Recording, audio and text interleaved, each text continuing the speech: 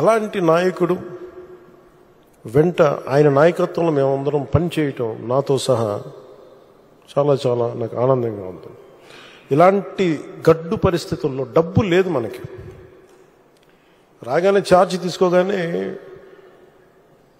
ఇవన్నీ ప్రోటోకాల్స్ ఉంటాయి, కానీ లోపల ప్రోటోకాల్స్ తగ్గ డబ్బులు లేవు లోపల.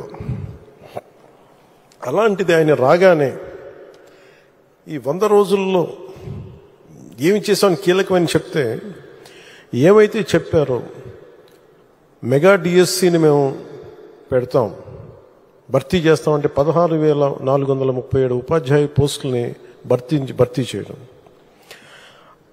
చాలాసార్లు పెన్షన్ గురించి మేము మాట్లాడుకుంటా ఉంటే చాలాసార్లు దీంట్లో నేను పెన్షన్ బాగా ఎక్కువ చేద్దామని అనుకుంటే, ఎలా సార్ పాసిబిలిటీ అంటే కష్టంగా ఉంటుంది, కానీ మనం పెంచాలి. ఆయనకున్న ఆకాంక్ష కూడా ఏంటంటే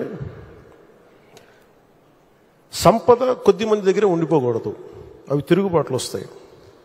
ఈ రోజున ఆయన నాయకత్వంలో ఈరోజు పొద్దున క్యాబినెట్ మీటింగ్లో మాట్లాడుకున్నప్పుడు కూడా ఎంటర్ప్రెన్యూర్షిప్కి ఒక 100 కోట్లు మూలధనం ఒక కార్పొరేషన్లో పెడితే, మన చిన్నపాటి పరిశ్రమలకి, ఔత్సాహికులకి, పారిశ్రామికవేత్తలకి అండగా ఉండటానికి ఒక 100 కోట్లు మూలధనం పెడితే దాన్ని 5,000 కోట్ల వరకు తీసుకురావచ్చు.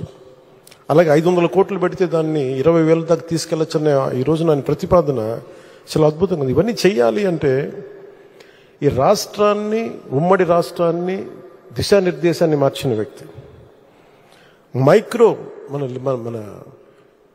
ఈ విపరీతం బలమైన సంస్కరణలు తీసుకొచ్చిన వ్యక్తి, SEZs ద్వారా కానీ అభివృద్ధి కానీ, అలాగే మన ఇజ్రాయలీకి సంబంధించి ఈ మైక్రో ఇరిగేషన్ ఇలాంటివన్నీ మొట్టమొదటి తీసుకొచ్చిన వ్యక్తి. చాలా సింపుల్గా ఉంటాయి. ఇంకుడు గుంతలు అంటే అది చూడటం చాలా మందికి ఆ టైంలో హాస్యాస్పదం, ఏంటి గుంతలు తవ్వుకోవడం ఏంటని. ఆయన దార్శనికులు, ఆయన హెడ్ చూడగలరు. దానికి చాలామంది మేధావులతో మాట్లాడాలి.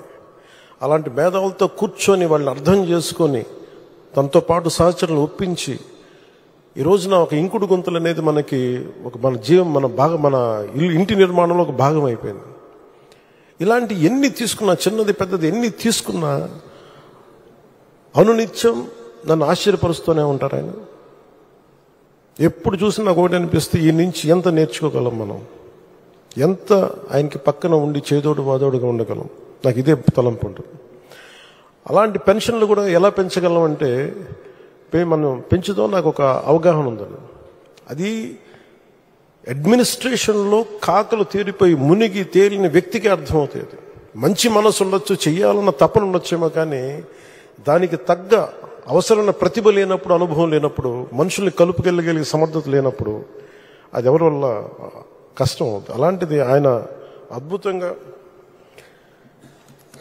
4,000 ఇవ్వడం ఒకటైతే, మొదటి నెల ఒక్కొక్కరికి 7,000 చొప్పున ఒకటే రోజున 65.18 లక్షల మందికి, అది కూడా ఇంటింటికి వెళ్ళి 4,408 కోట్ల రూపాయలని పంపిణీ చేపట్టడం, చేతికి డబ్బులు ఇవ్వడం, దేశంలోనే సంక్షేమంలో ఇది ఒక తిరుగులేని చరిత్ర. మనస్ఫూర్తిగా గౌరవ ముఖ్యమంత్రి గారికి నా ధన్యవాదాలు తెలుపుతున్నాను. గత ప్రభుత్వంలో ఉద్యోగులకు జీతాలు వచ్చాయి, నెలకి జీతాలు వచ్చాయి కాదు, వాళ్ళ PDF వాళ్ళ ప్రావిడెంట్ ఫండ్ డబ్బులు కూడా తీసుకోవాలి. అలాంటిది వాళ్ళకి మొదటి నెలకి 1వ తారీఖున ఉద్యోగాల జీతాలు అందుతున్నాయి. 1674.47 లక్షల కోట్ల ధాన్యాన్ని కొనుగోలు, ఆ బకాయిల్ని చెల్లించి అన్నం పెట్టి అన్నదాతని ఆదుకున్నారు. స్థానిక సంస్థలకి, పంచాయతీ సంస్థలకి అసలు డబ్బులు లేవు.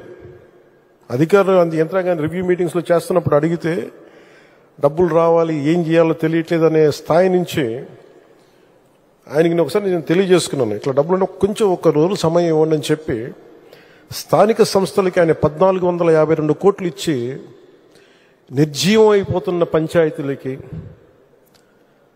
నీరసపడిపోతున్న పంచాయతీలకి తిరిగి ప్రాణం పోశారు చంద్రబాబు గారు. 1,452 కోట్ల రూపాయలు ఇచ్చి